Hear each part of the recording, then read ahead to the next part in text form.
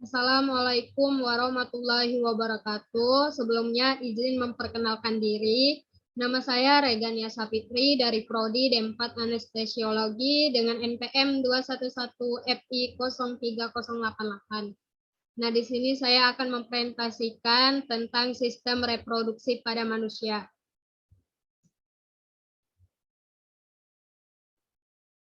Sistem reproduksi manusia adalah ketika sel telur dari wanita dengan sel sperma dari pria bersatu dan berkembang di dalam rahim untuk membentuk janin. Dengan kata lain, kemampuan ini berguna untuk menghasilkan keturunan atau berkembang biak. Di sini ada gambar sistem reproduksi pada manusia. Ini ada sistem reproduksi pada wanita dan pada pria.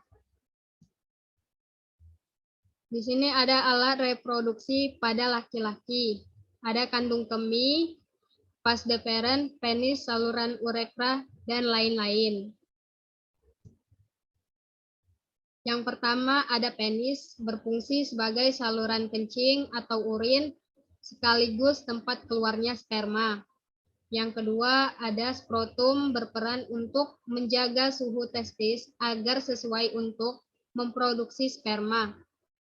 Pada skrotum terdapat 2 buah testis. Yang ketiga ada testis, adalah alat kelamin bagian dalam. Fungsinya untuk memproduksi sperma dan hormon testosteron. Keempat ada epididymis, merupakan saluran yang keluar dari testis. Fungsinya sebagai tempat penyimpanan sperma sementara.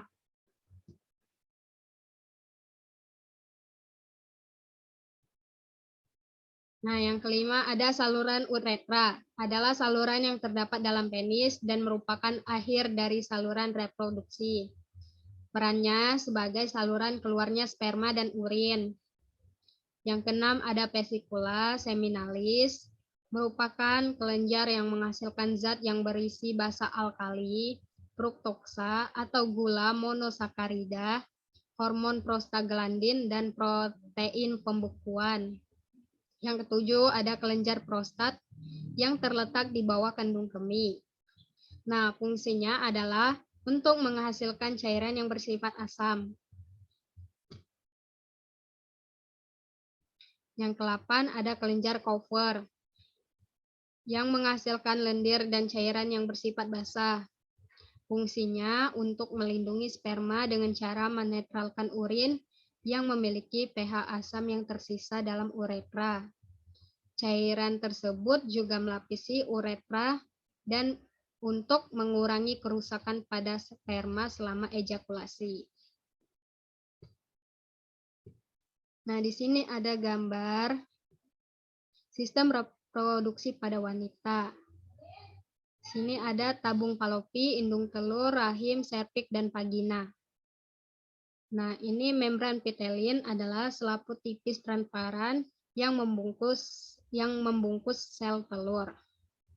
Nah, sementara itu, zona pellucida adalah membran transparan tebal yang terletak di atas membran pitelin.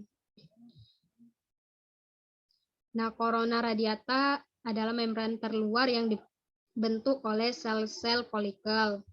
Dan sementara kista berisi cairan tempat ovum berkembang biak dikenal sebagai folikel gravian.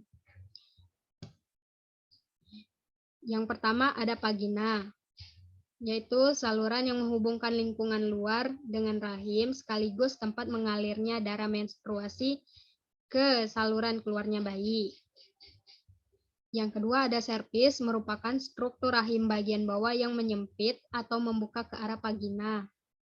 Yang ketiga ada saluran telur atau tuba falopi atau oviduk yang terdapat sepasang di tiap tubuh perempuan, yaitu di kanan dan kiri. Oviduk memanjang ke arah samping dan dari uterus.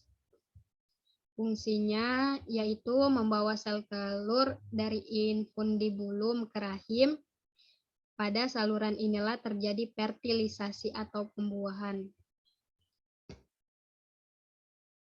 Yang keempat ada indung telur, merupakan tempat kumpulan sel yang disebut folikel. Di dalam folikel juga sel telur atau ovum dikembangkan.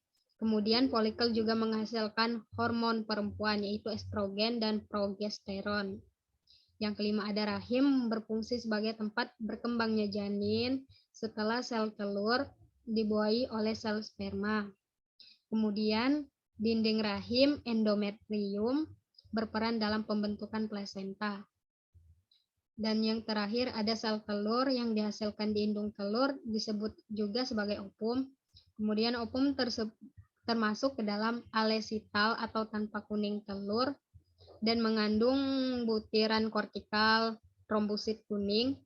Struktur ovum juga terdiri dari membran pitelin, zona pellucida, dan corona radiata. Mungkin itu saja yang bisa dapat saya sampaikan. Wassalamualaikum warahmatullahi wabarakatuh.